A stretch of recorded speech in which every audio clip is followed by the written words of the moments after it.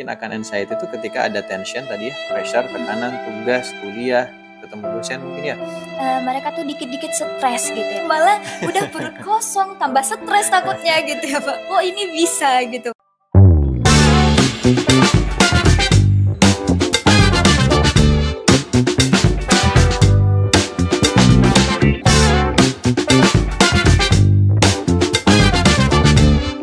Assalamualaikum warahmatullahi wabarakatuh. Halo Sobat Fuhum, kembali lagi di program kita Podium, podcast diskusi ilmu, usuluddin, dan humaniora. Nah, gimana nih kabarnya teman-teman di rumah pada bulan suci Ramadan ini? Mungkin banyak juga nih teman-teman di rumah, banyak yang merasakan tekanan sosial, tekanan apa lagi nih? Tekanan keluarga, bahkan tekanan pendidikan sekalipun, apalagi di bulan suci Ramadan ya. Di era-era perutnya kosong, ditambah lagi kita belajar, aduh ini udah mumet banget gitu kali ya. Nah pada saat ini kita membahas tema yang sangat menarik nih, yaitu tentang puasa sebagai healing. Tuh kan menarik banget, sesuai dengan bulan-bulan suci Ramadan ini yang sesuai juga dengan permasalahan hidup kita semua gitu kali ya. Nah kali ini sebelumnya perkenalkan nama saya Dea Nasution dan saya juga sudah kedatangan bintang tamu yang luar biasa yaitu Pak Royanullah MPsite. Halo Bapak. Halo, apa kabar Mbak Dea?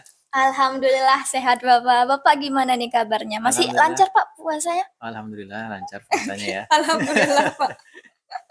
Mungkin saya yang gak lancar Pak. Oke Pak, pada kali ini Pak, kan kita membahas tentang puasa sebagai healing ya Pak ya. Puasa sebagai healing ya. Mungkin menarik banget nih Pak untuk kalangan siswa-siswi atau para pendidik sekalipun Pak. Di mana pada bulan puasa Ramadan ini banyak banget yang masih bekerja, banyak juga yang harus belajar gitu Pak. Mungkin kalau anak kelas 12 nih Pak, mereka mempersiapkan mau masuk ke kuliah gitu Pak, UTBK atau UMPTKIN dan Sambil sebagainya. puasa ya. Iya, sambil puasa harus belajar giat juga. Ditambah perut kosong, apa nggak stres gitu ya Pak ya. Oke, gimana sih Pak? Ini yang akan kita bahas gitu ya Pak. Ya, yang pertama itu saya mau nanya mengenai healing dulu kali ya Pak. Sebenarnya healing itu apa sih Pak? Healing ya, sebenarnya gini. Healing secara model intervensi ya kalau kita belajar di TP ya, itu memang nggak dikenal secara spesifik namanya healing. Kalau kita bilang penyembuhan kesehatan mental, nanti mungkin di TP khususnya kenal dengan konseling, kenal dengan psikoterapi, kenal dengan psikoedukasi lah ya gitu. Tapi sekarang ini mungkin ada istilah yang sangat hype ya di masyarakat yang disebut sebagai healing itu sendiri. Saya searching beberapa sumber ya, healing ini makin populer terutama sejak pandemi COVID ya. Iya. Jadi saat itu banyak orang yang butuh refresh ya. Sehingga healing itu jadi istilah yang terkenal di mana-mana. Nah, healing sendiri akhirnya punya perspektif berbeda dibanding psikoterapi dan lain-lain ya. Healing itu justru menjadi proses kesembuhan orang secara utuh ya. Jadi orang sehat secara sosial, menikmati hidupnya secara emosi juga, bahkan secara spiritual. Saya lihat kalau kita bicara healing tuh kira-kira itu. Nah, di psikologi misalnya, healing itu kemudian muncul di istilah salah satunya spiritual healing, religious healing yang memang kalau teman-teman usuluddin ya khususnya TP itu sudah familiar ya dengan istilah religious healing. Bahkan kita punya Sufi healing ya. Sufi healing ya. Di mana di situ akan membahas bagaimana kita bisa sembuh lah ya, sembuh dalam arti meningkatkan ketenangan jiwa kita, meningkatkan menjauhkan kita dari anxiety ya, karena saya kira itu hal-hal yang seringkali kita rasakan lah dalam kehidupan sehari-hari. Kira-kira itulah ya healing itu. Oke, itulah gambaran umum healing ya Pak. Nah tadi membahas tentang anxiety Pak. Anxiety itu kan kecemasan ya Pak ya. Betul, kecemasan. Nah banyak banget nih Pak anak-anak muda zaman sekarang itu yang tugas numpuk lah, dikit-dikit dibilang stres. Aduh aku cemas nih, gimana nih? Tugas numpuk, itu udah katanya kecemasan lah dia, stres. Itu sebenarnya anxiety itu bisa kita prediksi sendiri atau enggak sih Pak? Kalau kita rasakan pasti ya, misalnya gini, kan wajar kita merasa tertekan, penuh beban gitu ya, penuh penderitaan misalnya. Kalau kita ngomongin soal siswa dan mahasiswa, ketika ada petugas pasti ada rasa hidup lebih sempit karena memang ada yang dikerjain tuh. Dan itu reaksi yang wajar ketika kita merasa stressful sedikit ya. Jadi kalau apa ya, situasi itu namanya tension ya. Kalau tension ini nggak dikelola, makanya nanti jadi anxiety, jadi cemas tuh. Cemas itu kan nanti kalau tugas belum selesai mungkin bangun tidur jadi tidak enak, makan jadi yang asin jadi nggak asin, nggak ada rasanya, kira-kira gitu. Jadi bisa dirasakan. Jadi kapan kita mungkin akan anxiety itu ketika ada tension tadi ya, pressure, tekanan, tugas, kuliah, ketemu dosen mungkin ya, ketemu guru, ketemu dosen pembimbing dan lain-lain. Bisa kerasa tensionnya dan kita harus tahu itu gejala awal yang mungkin bisa jadi anxiety atau kecemasan kalau kita nggak kelola. Gitu. Kan mau nggak mau kita tetap harus ngerjain tugasnya kan. Makanya kita harus ngelola diri lah yang bisa membuat kita ada tension, tapi tensionnya membuat kita produktif, tidak membuat kita lari dari kewajiban-kewajiban itu. Gitu. Oke, nah mungkin Pak kalau siswa-siswi kalau lebih mau mendalami lagi mengenai healing, itu bisa banget ya Pak masuknya di jurusan kita sendiri yaitu tasawuf dan psikoterapi ya Pak. Jadi nih kita sampaikan juga nih ke teman-teman siswa-siswi khususnya kelas 12 yang ingin daftar ke UIN Wali Songo Semarang, jangan lupa pilih prodi tasawuf dan psikoterapi. Mungkin lebih ingin mendalami lagi gimana sih keterkaitan mengenai spiritual itu sebagai bisa ibarat bisa memperbaiki mental kita juga gitu ya Pak ya. Jadi nanti belajar banyak lah agama itu bukan hanya di persepsi belajar agama aja, tapi belajar agama yang meningkatkan kesehatan mental kita, membuat kita nggak mudah anxiety tadi ya. Iya, oke. Kita balik lagi nih Kak Bapak ke poin utama kita. Tadi kan sudah menjelaskan mengenai healing, terus berkaitan juga dengan anxiety.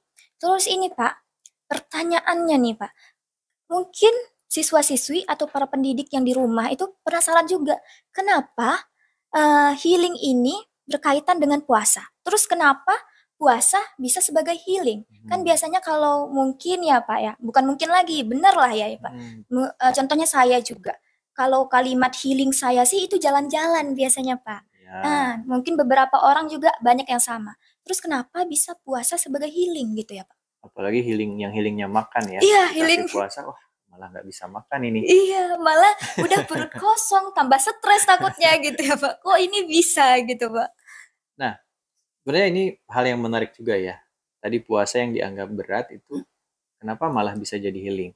Tadi saya sempat highlight sedikit ya. Ada yang namanya religious healing atau spiritual healing atau bahkan ada istilah faith healing ya. Jadi upaya orang melakukan penyembuhan diri pakai pendekatan agama. Nah, memang puasa ini jadi medium ya, orang bisa merasakan atau mengalami spiritual healing itu. Tapi memang harus digarisbawahi ya, yang disebut healing itu bukan berarti kita harus sakit dulu baru sembuh, tapi kita upgrade diri kita itu biar lebih aware tentang diri kita, biar lebih siap menghadapi apapun di sekitar kita, masalah apapun, itu juga masuk mekanisme healing yang bisa kita pahami lah. Nah, balik lagi ya, puasa kenapa bisa menjadi healing? Nah, puasa itu sebetulnya ruang orang untuk belajar agama lebih banyak. Bahkan kalau dari aspek psikologis, puasa bisa jadi ruang orang melatih kontrol diri karena dipaksa untuk mengikuti jadwal yang berubah dari bulan-bulan sebelumnya. Nah, tapi kan tadi lapar ya, kok bisa jadi healing? Kan harusnya stres. Nah, itu tergantung bagaimana kita melihat puasa itu ya, memaknai puasa itu. Kan kita punya kemampuan untuk melihat sesuatu dengan lebih positif. Kita punya kemampuan untuk memaknai sesuatu dengan lebih baik lah. Nah, Muslim itu kan diajari bulan puasa itu tidak hanya soal puasanya ya, tapi soal pahala yang begitu banyak. Jadi bulan ini menjadi bulan yang sangat istimewa, bulan yang istilahnya ya kesempatan kita untuk beribadah dan seterusnya jadi lebih kuat gitu. Nah dari situ membuat yang tadinya capek itu nggak ada kerasanya karena ada makna yang kita punya kayak kuliah aja ya, tugas itu capek kan? Capek Pak, banget. Tapi dikerjain terus. Nah gitu ya, karena ada makna di balik tugas itu, makna apa, misalnya makna ingin jadi sarjana kalau mahasiswa ya. Mirip tujuan kali ya Pak? Betul, jadi makna itu membuat kita melihat sesuatu tidak hanya dari satu sisi. Puasa yang tadinya dianggap melelahkan, punya makna lain di baliknya. Ada makna pahala kalau secara agama, ada makna kesehatan, karena kan banyak sekali misalnya, sekarang gampang sih dicari penelitian ya, yang menunjukkan bahwa oh puasa itu ternyata berkorelasi positif dengan mental health. Puasa bisa membantu orang mengendalikan dirinya, mengendalikan emosinya, karena ada banyak tantangan tuh ya, tidak hanya menahan lapar dan haus, tapi menahan pikiran kita, perilaku kita agar tidak melakukan hal-hal yang merugikan diri sendiri maupun orang lain. Oke, mungkin kalau untuk kita menjadikan puasa ini sebagai healing, Pak, apakah kita harus memaksakan diri kita atau meyakinkan diri terlebih dahulu kalau puasa ini bisa sebagai healing gitu, Pak? Tentu saja puasanya harus kita jalankan. Jadi dengan menjalankan puasanya, kita baru bisa merasakan betapa menyenangkannya puasa ini. Kan misalnya gini, orang puasa katanya nanti akan senang banget kalau ketemu waktu maghrib. Bahkan meme-nya banyak banget ya, yang sekarang menunggu beduk maghrib itu. Iya. Kalau kita nggak puasa, kita nggak mungkin merasakan sampai pada, wah beduk maghrib nih datang nih gitu ya. Apalagi ada acara bukber ya Pak ya? Bukber, gratis lagi ya. Itu yang ditunggu-tunggu Pak. Jadi momen makna itu baru bisa dirasakan kalau kita ya puasa dulu. Kalau dalam konteks Ramadan ya. Tanpa puasa ya kita nggak bisa merasakan laparnya, hausnya, sehingga ketemu adzan maghrib yang menawarkan minuman, makanan menjadi hal yang menyenangkan. Kalau kita lihat dari konteksnya makanan dan minuman gitu. Ada banyak hal lain sebetulnya yang membuat sisi spiritual kita berkembang. Dan manusia itu berkembang loh ya. Manusia itu kan individu-individu yang tidak begitu-begitu aja. Ya. Jadi dia selalu berkembang setiap hari sesuai dengan cerita hidupnya gitu ya, sesuai dengan cara dia menjalani hidup. Salah satu yang pasti berkembang dalam diri manusia itu perkembangan spiritual. Nah, dengan tadi berpuasa yang melatih fisik dan melatih hal-hal lain ya, perilaku dan seterusnya, itu bisa jadi bagian dari upaya orang untuk berkembang secara spiritual itu. Mungkin pernah belajar teori Maslow ya? Oh iya. Gitu ya. Puncak tertinggi gitu ya. Saya takut dites lagi Pak. Puncak tertinggi orang sehat itu ketika dia bisa mengembangkan rasa spiritualitasnya. Ya salah satunya tadi ya, puasa membangun koneksi yang lebih kuat dengan Tuhannya, dengan Allah Subhanahu Wa Taala, dengan komunitasnya. Kenapa dengan komunitas? Kan kalau nggak puasa kan jadi aneh juga ya. Iya. Akhirnya malu, nggak mau bersosialisasi gitu. Jadi banyak banget sebetulnya cerita yang menunjukkan dengan kita ikut puasa kita bisa merasakan aspek-aspek positif yang ada di dalamnya. Itu termasuk tadi ya healing tadi yang masuk jenisnya spiritual healing atau religious healing. Oke Pak, tapi nih Pak, di kalangan Gen Z sekarang kan terkenal banget dengan mereka tuh dikit-dikit stres gitu ya Pak, Gen Z ini gitu. Termasuk saya Gen Z juga gitu ya Pak. Saya bukan Gen Z. Iya Pak, kita beda generasi Pak. Tetapi nih Pak, gimana sih Pak caranya Gen Z ini terkadang Pak bulan puasa ini juga menjadikan mereka buat kalau kata zaman sekarang ini tuh mokel gitu loh Pak. Mokel apa itu? Mokel, jadi itu mokel itu ini Pak, berbuka gitu loh Pak. Jadi buka puasa tapi bukan di waktu maghrib, mungkin siang hari gitu. Sembunyi-sembunyi tapi bareng Pak. Nah tapi mereka itu happy gitu Pak. Stresnya mereka kan udah ini nih ada juga yang banyak komen gitu ya Pak ya. Di bulan puasa kenapa sih harus sekolah, kenapa harus kuliah, seharusnya libur gitu. Terus solusi mereka bareng-bareng mokel gitu Pak. Itu kan bukan ke spiritual lagi tuh Pak. Terus gimana sih Pak caranya lebih memahami supaya Gen Z ini sebenarnya puasa ini tuh bisa membawa kita lebih memperbaiki mental kita lagi, memperbaiki struktur disiplinnya juga kan, disiplin kita juga gitu Pak. Gimana itu supaya bisa mengatasi kestresan mereka gitu ya Pak, apalagi sampai mokel gitu loh Pak. Mungkin itu sepertinya ketidaksiapan ya mengikuti puasa itu sendiri. Karena kesiapan itu kan barangkali bisa dibentuk karena kita memang betul-betul yakin dan ingin melaksanakan ibadah puasa ini, atau juga bisa dibentuk lewat latihan-latihan sebelumnya. Kan memang ada tradisi ya kalau dalam Islam, misalnya bulan Sya'ban, bulan Rajab gitu ya, memperbanyak puasa dan lain sebagainya. Tidak hanya pahala sudah pasti tentu saja, tapi nanti kita punya efek ada latihan sebelumnya. Karena perilaku memang, kalau mau merubah perilaku misalnya ya, itu memang perlu latihan-latihan tertentu. Kalau kasusnya tadi, mungkin gejala ketidaksiapan menghadapi puasa tadi. Tentu saja memang ya, pemahaman kita tentang agama ya, tentang puasa itu sendiri harus ditingkatkan juga, dan mungkin juga jangan salah berteman juga ya. Jangan salah berteman. Berteman dengan yang tidak berpuasa mungkin jadi tantangan sendiri. Tapi bukan berarti kita harus berteman sama yang puasa aja ya, karena kan di sekitar kita banyak juga yang tidak berpuasa karena banyak faktor, ada sakit atau perempuan kan ada momen di mana tidak bisa berpuasa, bahkan mungkin ada saudara-saudara kita dari agama yang lain yang memang tidak berpuasa seperti orang muslim. Jadi latihan ya, latihan seperti puasa-puasa sunnah sebelumnya itu bisa membantu. Itu, dan ya harus yakin juga kita ketemu puasa hanya Satu bulan setahun sekali gitu ya. Itu dan hanya satu bulan gitu ya Pak. Betul, hanya 1 bulan, dan memang kadang kita diminta untuk memaknai itu ya, hanya ketemu sebulan sekali. Ayolah kita puasa selama sebulan ini, dan dengan kegiatan-kegiatan agama yang lain. Karena kegiatan agama terbuka lebar kan di bulan puasa ini. Karena semua ngangkat tema agama nih ya di bulan puasa ini. Oke Pak, kan ini udah kita bahas lah ya Pak. Terus caranya, misal nih siswanya udah puasa Pak, udah puasa dengan penuh keikhlasan banget gitu ya Pak ya. Tapi gimana caranya mereka supaya tetap fokus belajar gitu Pak?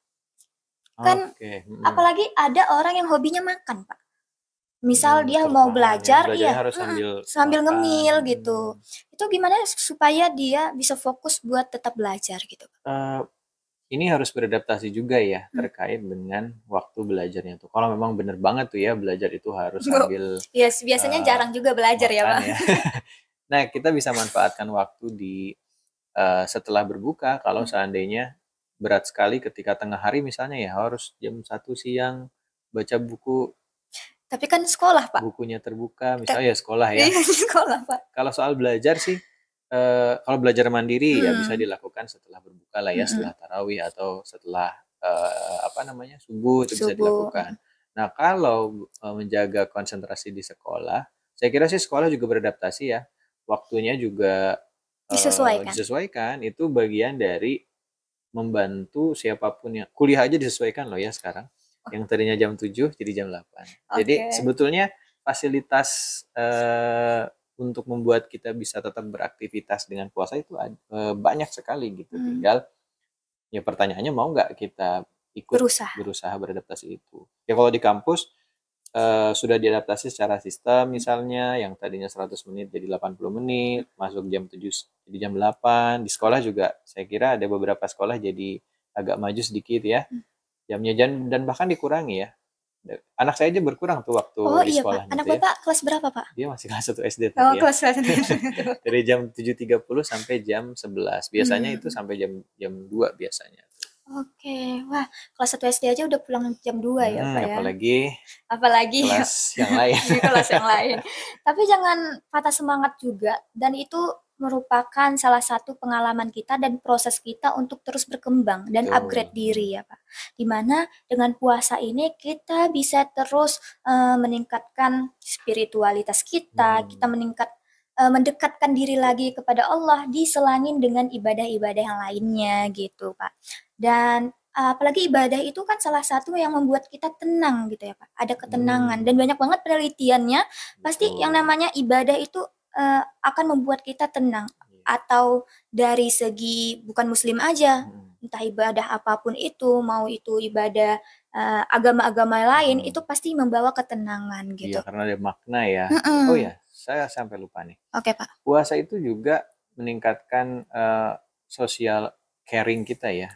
Empati kita pada orang lain. Karena memang salah satunya puasa itu kan gitu, kita merasakan lapar gitu ya. Seperti halnya misalnya saudara-saudara kita yang sehari-harinya, bahkan ketika tidak bulan Ramadan pun punya intensitas kelaparan yang tinggi, itu bisa melatih itu. Di puasa pun aja ada banyak peristiwa ya yang buat kita caring pada orang lain. Banyak sekali kan tempat-tempat yang buka takjil gratis bersama. Akhirnya terbuka tuh, siapapun bisa di situ, dan efeknya jadi multiple tuh ke kita tuh. Karena kan balik lagi, kalau kita ngomong healing, kita sehat secara mental. Sehat secara mental tuh kan sehat secara emosi, sehat perilaku, fisik juga, sehat secara sosial, sehat secara spiritual gitu. Jadi puasa ini kayak paket lengkap tuh di dalamnya. Sosialnya ada, fisiknya ada karena kita dilatih mengendalikan makanan, mengontrol makan yang emosi kita makan, kita emosi juga dilatih. Banyak sekali paket lengkap.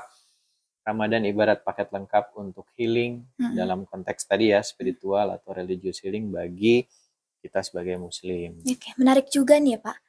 Puasa itu juga bisa meningkatkan toleransi loh Pak. Kenapa? Karena sekarang lagi marak banget Pak, itu berburu takjil. Ya, war takjil itu bukan para muslim doang gitu. Yang non muslim juga banyak banget yang war takjil sampai diviralin gitu ya Pak ya. Dan jadi lomba-lombaan ya. Dan kita sebagai muslim tuh asik-asik aja gitu. Iya, asik aja. Walaupun misalnya aduh jadi saingan dapat takjilnya nih nambah, tapi ternyata nggak mengurangi rasa bahagia kita, rasa toleran kita ke saudara-saudara kita yang tidak berpuasa tapi ikut war takjil. Jadi seru-seruan tuh. Iya, dan itu menambah UMKM kita juga gitu Pak. Iya, betul. Dan di bulan puasa Ramadan ini banyak banget UMKM itu menjadi naik karena banyaknya stand-stand takjil. Ada stand baru, buka-buka macam-macam lah. Iya. Pokoknya jadi ramai banget di jalanan tuh ya. Iya, alhamdulillah ya Pak, kurang lebih kita sudah menemani teman-teman di rumah itu selama 20 menitan. Nah, ada kata-kata penutup Pak untuk membawa, bukan membawa ya, ibaratnya buat mengajarkan para teman-teman di rumah ini bagaimana sih mengimplementasikan puasa sebagai healing itu Pak? Ya, yang pertama ya harus puasa ya. Iya, harus puasa. Karena dengan berpuasa tadi kita bisa merasakan nikmatnya, prosesnya, laparnya, hausnya, kontrol dirinya dan macam-macamnya itu yang kemudian akan kita rasakan efeknya setelah berbuka dan seterusnya. Pokoknya harus selalu ingat itu. Seberat apapun puasa itu ya kita maknai sebagai bagian dari upaya kita meningkatkan kapasitas kita ya, yang healing, yang kita sebut healing itu. Itu yang pertama. Yang kedua apa Pak? Itu yang pertama ya. Oh iya. Yang kedua adalah yang pertama tuh ayo puasa. Ayo puasa. Yang kedua yang maknai puasa itu maknai tidak hanya lapar aja, haus aja, tapi dia adalah latihan kita mengkontrol diri, membuat kita memfokuskan pikiran dan perasaan kita menjadi lebih positif. Oke, jadi ada dua ya Pak ya. Yang pertama itu ayo puasa dulu, dicoba dulu puasanya, jangan mokel di siang hari gitu ya. Dan yang kedua itu maknai mengenai puasa, karena puasa ini banyak banget gitu manfaatnya buat kita.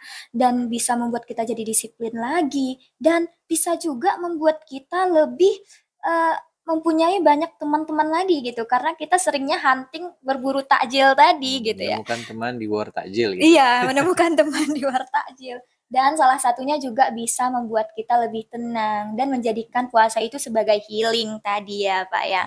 Mungkin itu aja kali ya Pak. Dan kita ingatkan lagi nih Pak untuk para siswa. Ya, betul. Khususnya kelas 12 nih Pak. Atau boleh juga yang gap year. Boleh daftar di mana Pak? Di Prodi Tasawuf dan Psikoterapi, Fakultas Usuludin dan Humaniora, UIN Wali Songo Semarang teman-teman. Nah karena di TP ini, kita bilangnya TP ya Pak ya, di Tasawuf dan Psikoterapi ini kita bisa mempelajari bukan sekedar tasawuf doang, bukan sekedar spiritual doang, tetapi tentang psikologi atau ada berkaitan lagi tentang tasawuf, psikologi, terus banyak banget yang lain yang akan bermanfaat buat khususnya diri kita sendiri. Jangan lupa kursinya terbatas loh ya. Iya, kursinya terbatas. Nah, buat teman-teman yang ingin daftar, ini lagi ada pembukaan ke depannya yaitu UMPTKIN. Dan itu jalurnya STES, bisa banget diikuti di tahun angkatan 2023, 2024, dan 2025, 3 tahun terakhir. Mungkin itu saja Pak, Ya, terima kasih Pak sama-sama, sudah mampir ya. di podium kita pada bulan Ramadan Podium ini. ya. Ya, podcast Oke. diskusi ilmu Usuluddin dan Humaniora. Oke. Terima kasih banyak Ya, Bapak. sama-sama. Dan sekian teman-teman dari podium. Saya akhiri dengan wabillahi taufiq wal hidayah. Wassalamualaikum warahmatullahi wabarakatuh. Bye-bye.